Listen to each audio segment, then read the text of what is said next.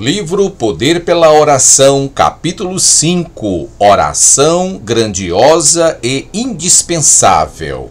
A oração na vida do pregador, no estudo do pregador e no púlpito do pregador, precisa ser uma força patente que a tudo permeia. Além de ser um ingrediente que a tudo dá colorido, nunca deve desempenhar papel coadjuvante, nem ser mera casca. É concedido ao pregador passar com seu Senhor, abre aspas, a noite orando a Deus, fecha aspas. Lucas capítulo 6, verso 12. O pregador, para treinar-se na oração, que o leva a negar a si mesmo, tem a incumbência de olhar para seu mestre, que de madrugada, quando ainda estava escuro, levantou-se, saiu de casa e foi para um lugar deserto, onde ficou orando. Marcos capítulo 1, verso 35.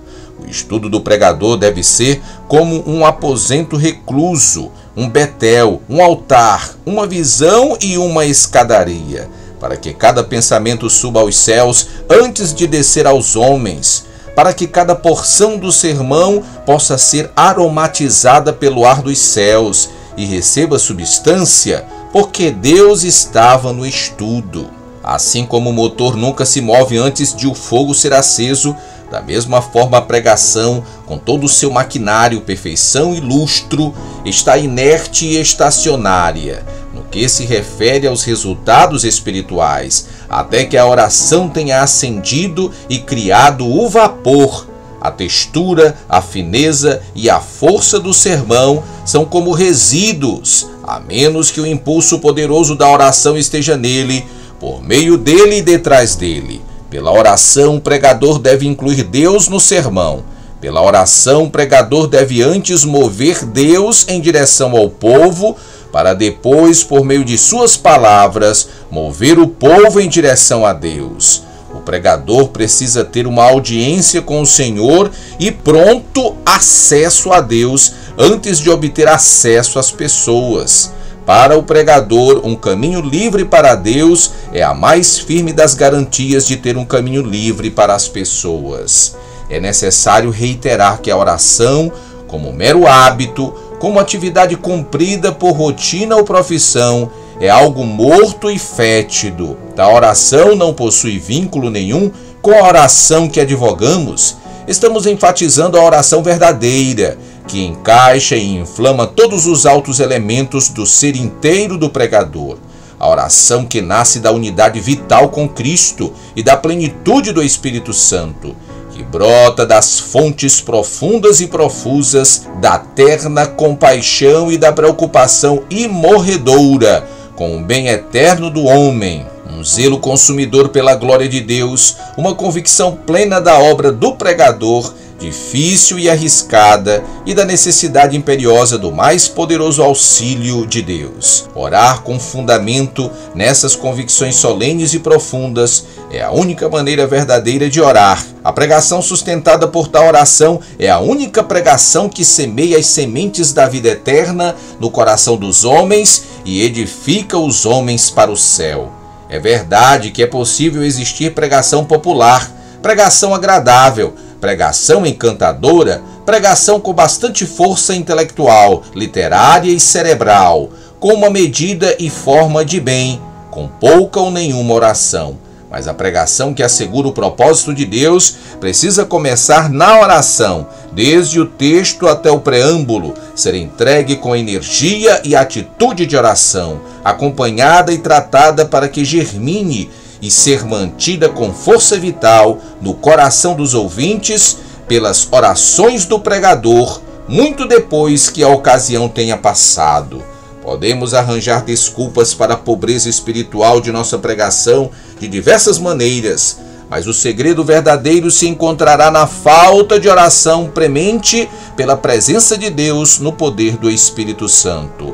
Há inúmeros pregadores que podem pregar sermões refinados usando seus métodos. No entanto, os efeitos dissipam-se rapidamente e não influenciam nada nas regiões espirituais em que está sendo travada a temida guerra entre Deus e Satanás, céu e inferno, porque os sermões não recebem da oração a capacidade de serem poderosamente combativos e espiritualmente vitoriosos. Os pregadores que obtêm resultados poderosos para Deus são os homens que prevaleceram em seus apelos para Deus antes de se aventurarem em fazer apelos aos homens. Os pregadores mais poderosos com Deus em seus aposentos reclusos são os mais poderosos em seus púlpitos com os homens. Pregadores são seres humanos expostos aos fortes ventos das correntezas humanas e normalmente são levados por eles. A oração é um trabalho espiritual e a natureza humana não gosta do árduo trabalho espiritual. A natureza humana quer velejar até o céu com uma brisa suave, em mar calmo e sem sobressaltos.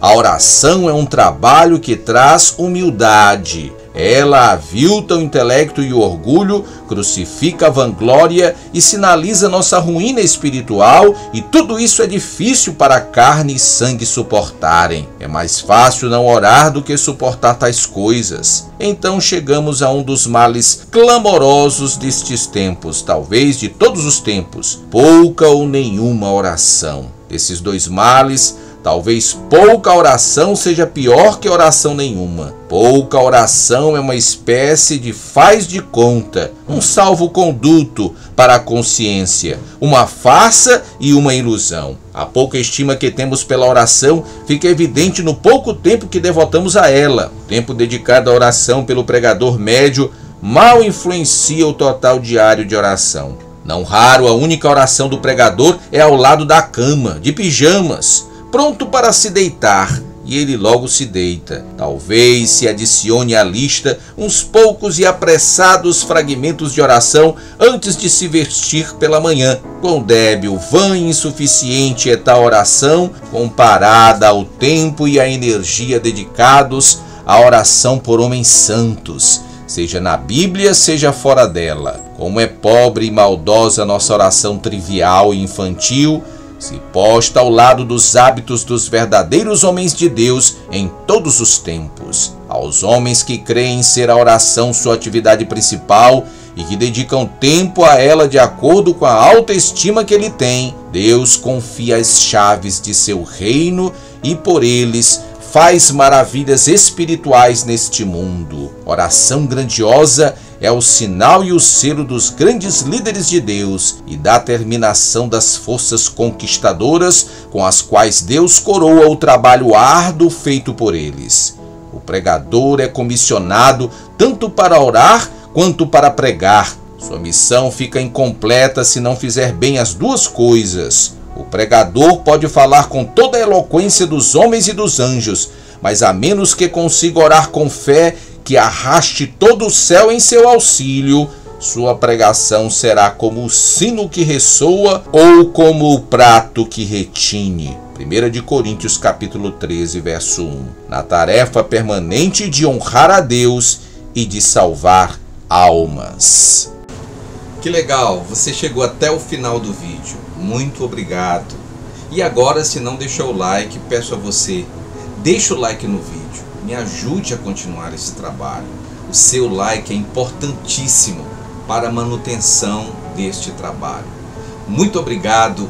Até o próximo vídeo. Deus te abençoe com muita saúde. Valeu!